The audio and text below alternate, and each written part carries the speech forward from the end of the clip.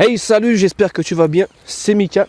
J'ai le plaisir de te retrouver sur Dogcast, le podcast dédié aux chiens. Bienvenue sur ce 3e épisode. On va continuer sur notre série de comment créer l'harmonie avec son chien ou la complicité. Nous avons vu hier comment en fait d'être cohérent avec ton chien va pouvoir t'aider pour bâtir une relation saine avec ton chien. Ça permet d'avoir des bonnes bases, de choisir un itinéraire, une destination et de s'y suivre, de la suivre et d'éviter par exemple de changer à chaque fois de manière de faire, de règles, ce qui pourrait déstabiliser ton chien. Sur le premier podcast de la série, on a vu comment le lâcher prise pouvait t'aider à prendre du recul avec lui. Si tu découvres ce podcast, tu peux me trouver sur ma page Facebook professionnelle, Lefebvre-Michael Éducation Canine. Tu peux trouver sur YouTube, sur SoundCloud, c'est un site, une application où on peut poser des podcasts, mais aussi des musiques des créateurs. Et tu peux me retrouver bien sûr sur iTunes avec l'application podcast, si tu as un iOS. Et donc j'avais envie de commencer ce podcast avec cette affirmation que j'entends souvent. Le chien, il faut tout contrôler. Voilà. De toute façon, les animaux, c'est nous les hommes qui dirigeons. Les humains qui sont maîtres des animaux, eux-mêmes, ils ne savent pas comment faire, ils ne savent pas se gérer. Et c'est le 3e ingrédient de cette recette, de cette mayonnaise si tu veux qu'elle prenne bien. Voilà. Pour moi, c'est l'humilité. Et toutes ces affirmations sur la nature, sur l'instinct animal, sur les choses telles qu'elles sont, c'est une aberration et c'est un manque d'humilité. C'est que l'humain reste encore sur ce côté de dominance. Et finalement, on va couper court là tout de suite. C'est pas le chien qui peut être dominant, c'est l'humain qui a peur d'être dominé. C'est l'humain qui a peur d'être dépassé. C'est l'humain qui a peur d'être humilié. Et c'est encore une fois l'humain qui a peur d'être la risée. Et tout ça, ça flatte l'ego. Ça rentre dans l'ego, dans l'estime de soi, dans la perception que les personnes peuvent avoir de nous avec nos chiens. Combien de fois des personnes me disent « J'ai vraiment honte de sortir mon chien, qu'est-ce que les gens pensent de moi ?» Et là, j'ai envie de te dire, mais on s'en fiche royalement ce que les gens pensent de toi. Parce que dans les maîtres que tu croises, il y a des maîtres qui sont dans des visions du chien totalement différentes. Il y a des gens, ils vont dire, waouh, c'est bien, elle ou il galère, mais on voit qu'il essaye de faire quelque chose. Il y en a qui vont dire, ah, mais de toute façon, leur chien n'est pas éduqué. Bon, là, c'est un problème de perception.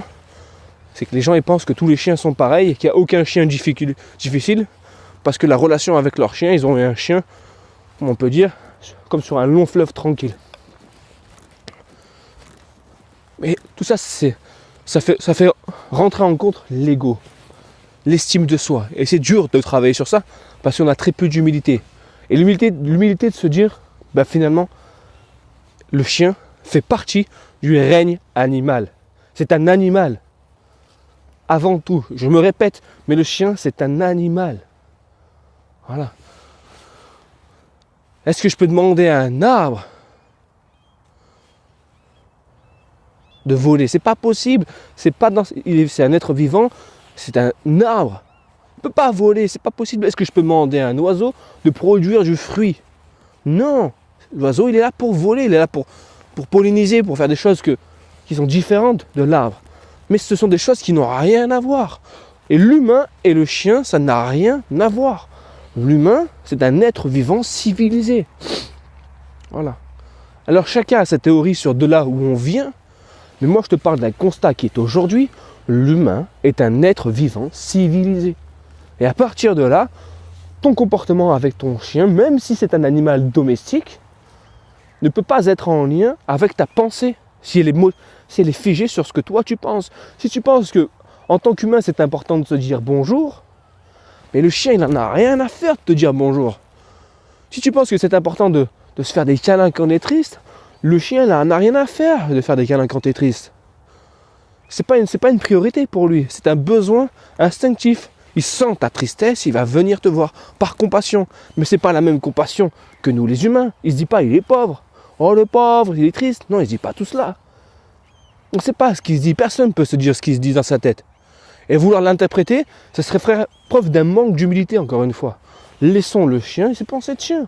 Moi, ce que je constate, c'est que quand j'ai un coup de cafard, parce que j'ai une journée difficile, parce que une mauvaise nouvelle, parce que ceci ou cela, je vois bien que mon chien est plus tendre avec moi. C'est un constat, basta, et j'apprécie.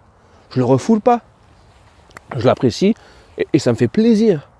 Mais je ne vais pas aller dire, par manque d'humilité, à faire en sorte de vouloir tout savoir sur le chien, tout connaître, le moindre fait ses gestes, que le chien, par exemple, il est comme ça ou comme ça, avec des affirmations. Alors qu'on ne sait rien sur le chien. La seule chose que je sais sur le chien, c'est qu'il a besoin de manger, il a besoin de se reproduire et d'avoir un toit ou un toit de vision d'humain, mais un repère pour se coucher, pour se reposer, afin d'assurer la pérennité de l'espèce. C'est une certitude, c'est dans sa carte mémoire, dans la carte mère, c'est dans son instinct. Il est comme ça. En dehors de ça, c'est que des interprétations humaines de la chose. Certes, certaines sont justes, mais d'autres sont extrapolées avec tes sentiments à toi. Donc le fait de vouloir contrôler ton chien avec tes sentiments, tu vas faire d'un chien un chat, un hamster, un lapin, mais ça ne sera plus un chien, parce que tu auras modifié son caractère, son attitude. Et c'est là où quand il va rencontrer d'autres chiens qui seront bien dans leurs pattes, qui risquent d'avoir des conflits. Et c'est là où l'anthropomorphisme, c'est-à-dire que quand tu mets, je vais essayer de t'expliquer simplement, quand tu observes des comportements de chiens et que tu te dis, il se comporte comme un humain, non, il ne se comporte pas comme un humain. Souvent, je te prends des exemples qui peuvent être liés à l'anthropomorphisme. Quand je te dis, par exemple, le chien, c'est comme ceci, comme cela, ce que tu peux vivre, on pourrait appeler ça de l'anthropomorphisme, mais c'est pour t'aider à clarifier le comportement de ton chien. Mais à aucun moment, je vais aller dire, ou je laisserai sous-entendre que le chien se comporte comme un humain. Il se comporte comme un animal. C'est un animal. Voilà ma vision du chien en toute humilité. Et vouloir dire, par exemple, que le chien, c'est plus qu'un chien, c'est faire manque d'humilité. Parce que toi, en tant qu'humain que tu es, tu places au-dessus le chien, mais vis-à-vis des autres animaux. Le chien, c'est plus qu'un loup. Le chien, c'est plus qu'un gorille. Le chien, c'est plus que ceci. Parce que tu ne prends pas la globalité de l'espèce animale. Et d'un coup, tu t'isoles, tu te focalises sur le bout de ton nez, sur ta propre pensée, sur ton propre ressenti. Mais comment veux-tu créer une relation avec une personne si on vient se rencontrer et je te dis, de toute façon, toi, tu seras mon meilleur ami. C'est comme ça. Tu n'as pas le choix. C'est moi qui choisis. Parce que j'ai décidé. Et puis, on ira voir ceci. On ira faire cela. Tu vas aller au cinéma? Oui, c'est moi qui choisis le film. Tu vas aller au restaurant? C'est moi qui choisis ce que tu vas manger et ce que je vais manger. Parce que tu es mon ami et je sais ce que tu dois manger. Et puis quand tu vas rencontrer cette personne, mon ami, tu ne lui parleras pas. Parce que je pense que ça se passera mal. Et puis quand tu sortiras, appelle-moi tous les 5 minutes pour que je vérifie que tu es bien dans les parages. Mais c'est de l'égoïsme, c'est de l'égocentrisme. C'est faire. Hein, c'est de l'orgueil. C'est que moi, je pense que je peux tout contrôler chez les autres.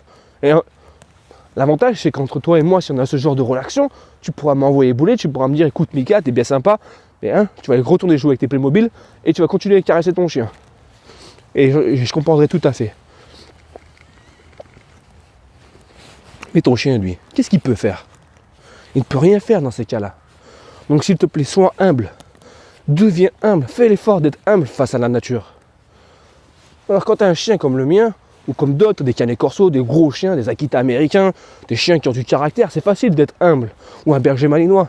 Parce qu'ils font des choses extraordinaires, entre guillemets. Ils font des choses qu'ils arrivent à se surpasser. Mais même un border collie, dans la montagne, la manière dont il arrive à ramener le troupeau, est-ce que toi tu es capable? Non, tu n'es pas capable. Mais lui, il y arrive. Donc sois humble face à ça, parce que tu as besoin de lui. Et quand tu as besoin d'un chien, affectivement, sois humble face à lui, parce qu'il t'apporte quelque chose que tu n'as pas. Donc c'est une phase générale, une vision générale de l'humilité. Mais là où le bas blesse, où c'est vraiment compliqué pour moi, c'est dans les interactions entre congénères. Combien de personnes veulent à tout prix tout contrôler? Un chien qui grogne, un chien qui râle, un chien qui claque des dents, tu veux contrôler. Mais c'est leur moyen d'expression. Si tu coupes tout ça, on va se retrouver dans un langage de sourd. Si tu coupes tous les moyens d'expression de ton chien, tu vas te retrouver dans un langage de sourd avec ton chien. Il ne pourra pas communiquer avec l'autre chien. Et là, sa seule solution que tu vas lui laisser, c'est d'être agressif envers les autres chiens. De le repousser. Parce que à chaque fois qu'il verra un chien, il va te sentir stressé parce que tu veux tout contrôler. Angoissé. Mais que veux-tu? Tu es son référent. Tu es la personne en qui il se réfère en tout temps, ton chien. Il est tout le temps en train de te regarder si tu ne le vois pas. Même quand il va se sauver avant... Tu es en train de te balader dans la nature tranquillement, il est là pour se sauver. Il va s'arrêter une fois, il va te regarder. Il va continuer quelques coups de patte, quelques foulées, il va s'arrêter, il va te regarder. Et là, il partira. Mais tu auras regardé 2 fois déjà auparavant, mais tu ne les auras pas vus parce que soit tu auras tes yeux fixés sur ton smartphone, soit tu seras en train de discuter, mais tu ne seras pas présent. Mais d'un coup, tu vas te réveiller, tu vas vouloir contrôler ce qu'il fait. Mais tu as demandé auparavant, mais qu'est-ce que je fais? Tu l'as pas répondu, tu n'étais pas présent. Et d'un coup, tu voudras arriver à être présent. Donc dans ces cas-là, si tu veux faire la personne qui contrôle tout, prends le temps d'être présent. Renseigne-toi à 100% sur le chien. Et tu verras qu'à la fin, tu t'arrêteras de tout contrôler. Parce que tu auras l'humilité de te dire, c'est des animaux. Alors quand c'est des chiots, et que tu rencontres un chien adulte, que tu veuilles contrôler parce que tu as peur, je comprends. Mais déjà,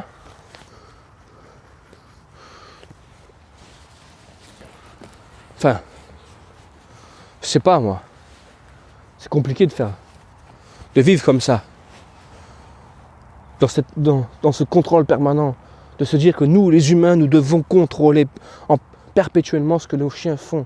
Certes, il y a des règles à respecter, mais elles sont simples, elles n'imposent pas le contrôle permanent sur notre chien. Les règles, c'est quoi? C'est que ton chien n'aille pas sauter sur des personnes. Parce que peut-être qu'il y a des personnes qui ont peur, et dans la réaction excessive, ton chien pourrait encore avoir une réaction de défense, de protection.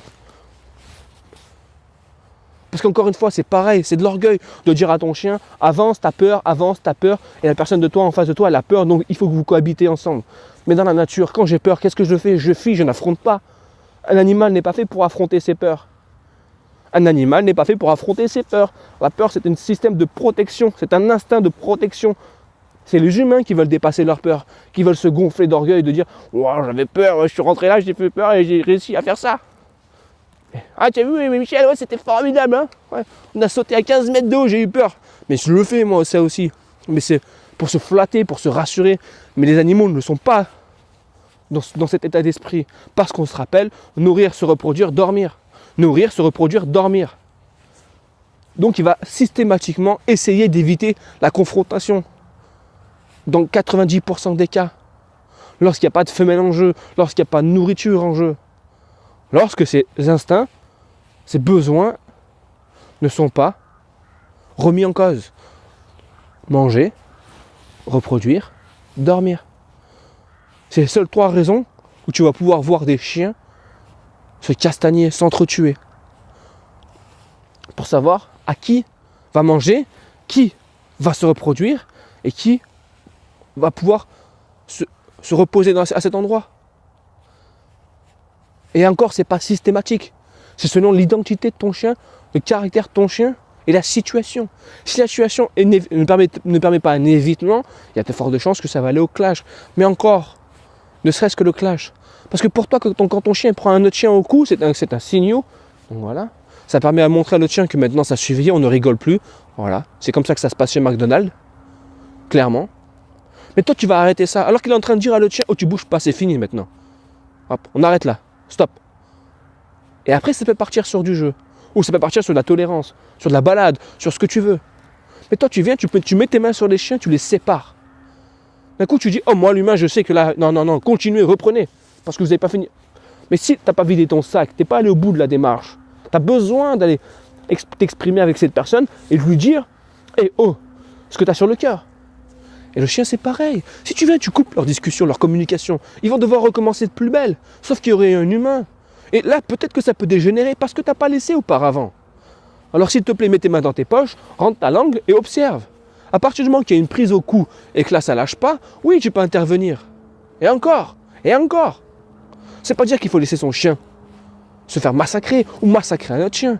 Mais c'est rare que ça arrive. Mais ça arrive, c'est vrai. Dans ces cas-là, tu vas repérer autour de toi Tu vas repérer autour de toi. Tu verras que si la personne, tu croises dans un parc, elle est super stressée dès qu'elle te voit arriver, ça c'est pas la première fois que tu débarques, sauf si c'est la première fois que tu débarques dans le parc à côté de chez toi. Enfin, je sais pas comment tu sors ton chien ou dans une balade, mais si admettons qu'on soit dans un endroit où tu ne maîtrises pas, et tu vas pouvoir retrouver ce moment. Allez, viens. Recherche bien, observe bien, sois attentif, contrôle-toi, toi-même. Si tu vois un maître qui arrive au loin, et que t'es comme moi, que t'as un gros chien, ou alors même peut-être que t'as un petit chien, parce que souvent ça arrive avec les petits chiens, et que tu vois le maître qui attache son chien, qui commence à le mettre en marche serrée au pied, là, dis-toi certainement qu'il ne veut pas que vos chiens se croisent. Donc prends tes dispositions, mets un pas d'écart, mais doucement, sans que ton chien sente que tu es dans l'évitement. Mais encore, c'est pareil, si on pourrait aller tellement loin dans ce genre de rencontre, mais on pourrait aller tellement loin.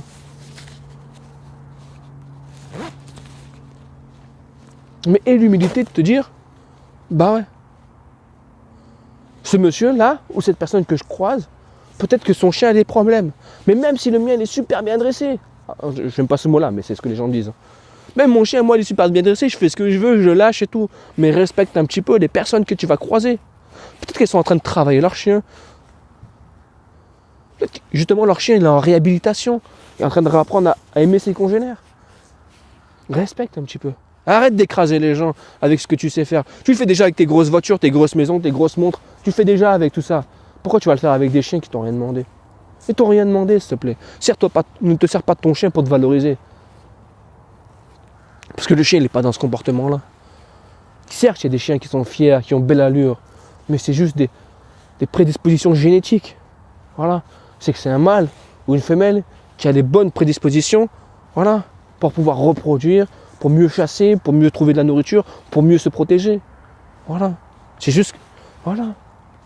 Mais c'est comme les humains. Il y a des humains qui sont beaucoup plus beaux, qui ont la classe naturellement. Et d'autres qui sont un peu plus différents, rustiques. Mais on a des besoins différents, on a des choses à faire différentes. Voilà. C'est la nature qui est comme ça. On ne choisit pas non plus. Mais c'est typiquement humain de vouloir écraser les autres. De se dire, mon chien, par exemple, à moi, il est bien dressé, je vais tracer. Écoute, celui qui est attaché, tant pis pour toi. Il est qu'à aller voir un éducateur canin. Mais tu sais pas que si tu lâches ton chien, tu peux détruire complètement le travail qui est en train de se faire avec un éducateur canin. Tu peux complètement détruire le travail qui est fait avec un éducateur canin. Parce que ton chien va aller, ça va brusquer le tien, le maître il va avoir peur, il va stresser, il va se remettre dans un schéma qu'il était auparavant et terminé. Ah mais c'est sûr, tu auras rappelé ton kiki, ouh, viens là mon chéri, hop, hop, hop, hop. Tu vas tortiller des fesses quand tu vas marcher, tu vas lui montrer que ah mon chien à moi il est bien dressé, le chien, le vôtre là. Non, arrête, s'il te plaît. Respecte ça. C'est encore de l'humilité que tu peux avoir avec ton chien. Quelle humilité tu peux avoir aussi encore? Il y a tellement de situations où tu peux avoir de l'humilité avec ton chien. En fait, j'ai envie de te dire, ferme ta bouche. Ferme ta bouche. Range tes mains dans tes poches. Laisse tes yeux ouverts. Ouvre tes oreilles et observe. C'est ça notre rôle à nous. On est des tours de contrôle. Les tours de contrôle, qu'est-ce que c'est une tour de contrôle? Elle dit, le trafic est bien, là tu peux utiliser la piste 62 pour pouvoir poser ton Boeing. Voilà. Mais à aucun moment, la tour de contrôle, elle dit au pilote, enlevez les mains du levier, je ne sais pas comment ça marche un avion, enlevez les mains du levier, laissez-moi le faire, c'est moi qui vais faire l'atterrissage. Mais non, c'est le pilote. Quoi qu'encore aujourd'hui, il y a des atterrissages automatiques. Mais tu vois ce que je veux te dire. Toi, tu es une tour de contrôle. Assure-toi juste que ton chien ait ce qu'il faut pour vivre dans son périmètre. C'est ça que tu es. Ni plus ni moins. Arrête de vouloir faire le type. Moi, je suis le guide, je suis le maître. On n'est rien du tout. On est juste quelqu'un qui tient la laisse. Tu es juste une personne qui tient la laisse. Ton chien, il sait tout faire tout seul.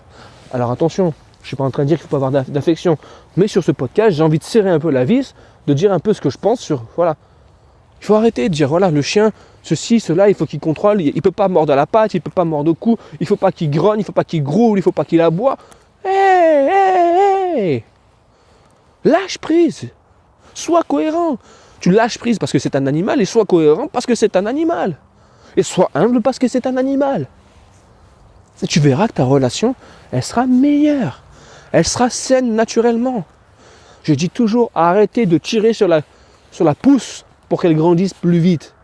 Tu pousses, tu mets une graine d'un arbre, tu sèmes, je sais pas, je suis pas un arboriculteur. Mais Tu plantes un arbre, tu ne vas pas venir tous les jours tirer sur la pousse pour que ça grandisse plus vite. Parce qu'au bout d'un moment, ça va casser. Mais si tu laisses l'arbre dans 700 ans, il sera encore là, mais toi tu ne seras plus là. Mais parce que tu auras laissé le temps et ce sera un arbre majestueux. Donc laisse faire ta relation. Elle sera majestueuse. N'écoute pas tous ces gens qui te disent qu'il faut avoir un contrôle. Le seul contrôle que tu dois avoir, pour moi, à la limite, c'est le rappel. Mais c'est même pas pour ton chien. C'est par rapport... Parce qu'on vit dans un monde civilisé. Et qu'encore une fois, j'ai l'humilité de dire que oui, c'est vrai, j'ai un chien. Et j'ai le respect d'accepter qu'il y ait des personnes qui n'aiment pas les chiens. Et je n'impose pas mon chien parce que mon chien est bien, soi-disant, entre guillemets, éduqué. Qui ne saute pas sur les gens, qui ne dérange pas les gens. Les gens, des personnes ont peur de voir un chien en liberté. Peut-être qu'elles se sont fait mordre auparavant, mais pas par ton chien, mais par un chien. Et ce qui fait que maintenant, elles ont la phobie des chiens. Mais ça, tu ne sais pas. Parce que tu montes sur tes grands sabots, tu es en balade et tu dis, moi, mon chien, je fais ce que je veux. Je le lâche et je fais ce que je veux et j'en fais ce que je veux. Non, respecte les personnes. Et l'humilité de te dire que ses besoins primaires, manger, pouvoir se reproduire, pouvoir se reposer en sécurité. Voilà ce qu'il a besoin. Voilà ce qu'il a besoin.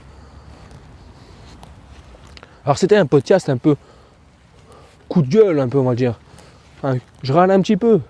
Et parce que je vois, hier j'étais avec des personnes formidables avec lesquelles on travaille leur chienne. Il me dit, mais Mika, j'en ai marre. Qu'est-ce qu'on peut faire pour ça? Mais je peux rien faire. Je dis, je peux rien faire pour t'aider là. Je suis désolé. Je peux pas marcher à côté de toi tous les jours et dire aux personnes, attention, avec un gilet jaune, là, un sifflet, casquette éducateur canin. Ah, je sais même pas siffler. Appelez votre chien, s'il vous plaît. Hop, là, ce chien-là est en train de travailler. Je peux pas faire ça. Parce que les gens, ça les flatte. Ah, ils ont un chien bien éduqué, mais leurs enfants, ils sont dégueulasses. Ils font n'importe quoi. Mais j'ai un chien bien éduqué. Mais non, tu peux pas faire ça. Tu peux pas faire ça. Voilà. T'as pas le droit de faire ça. On n'a pas le droit de faire ça. Le chien ne mérite pas ça. Le chien, c'est tellement beau, c'est tellement pur, c'est tellement sain, c'est tellement prestigieux que tu ne peux pas imposer ça à un chien. Tu ne peux pas se servir d'un chien pour redorer son blason. Tu ne peux pas se servir d'une difficulté d'un chien pour se faire reconnaître. C'est interdit. Pas se servir de la souffrance d'un chien pour dire je suis un bon éducateur canin. Je suis un bon maître, j'ai fait un super sauvetage. Wow, j'ai réhabilité un chien qui était irréhabilitable. Wow, regardez comme je suis fort. Mais c'est encore de l'orgueil. Et en fait, ce monde canin est fait d'orgueil. C'est un monde d'orgueil. Toutes ces compétitions de chiens, c'est de l'orgueil. Je ne vais pas me faire des amis, c'est sûr. Mais à partir du moment où tu te flattes avec ton chien, t'es le meilleur, t'es le premier. Mais ton chien, il n'a rien à cirer, ton chien. C'est toi que tu en as besoin de ça. Parce qu'en fait, tu as un manque dans ta vie, tu vois. C'est faux pour ta relation. Parce que ton chien, il vit que pour toi, là. Et il vit pas pour lui. Quand je vois qu'il y en a qui font des concours, et pour que leur chien réussisse bien les concours, ils sont prêts à faire vivre leur chien dans une varicanelle. C'est une cage H24 ou dans un chenil H24 qui les sortent une seule fois de temps en temps pour faire des démonstrations comme au cirque on fera avec des lions et des éléphants. Juste pour dire que je suis le meilleur des dresseurs. J'arrive à faire de l'agility, je suis champion. Mais ton chien, il en a rien à cirer de ça. Là, à l'inverse, si tu fais de l'agility pour passer un bon moment avec ton chien, parce que tu as du mal, je sais pas, dans certaines situations, ton chien a du mal à se canaliser et que tu penses que dans le jeu, ça peut l'aider. Là, c'est bien que tu fais du canicross parce que tu vois que ton chien a un besoin énorme. Et qu'en fait, que d'arriver premier ou sixième, tu t'en fiches. D'accord, c'est super bien. C'est même trop bien. C'est même mieux que ce qu'on peut faire. Et que tu fais du ring avec ton chien parce que tu sens que ton chien il a ce besoin de travailler et que c'est une lignée de travail et que tu as voulu le sauver, et que tu as voulu l'aider et que ça te permet de faire des choses avec lui. Mais que tu t'en fiches du résultat, que tu es juste là pour kiffer avec lui. Et que tu es juste fier de lui. Et que lui ne te rend pas fier de toi. Ouais. Ce sera le mot de la fin. Que ton chien ne te rende pas fier de toi. Sois fier de lui. C'est la chance d'avoir un chien. Il y a des gens qui rêveraient d'avoir des chiens qui ne peuvent pas. Sur ce, je te laisse. Je te souhaite une bonne fin de journée. Je te dis à très vite. Ciao.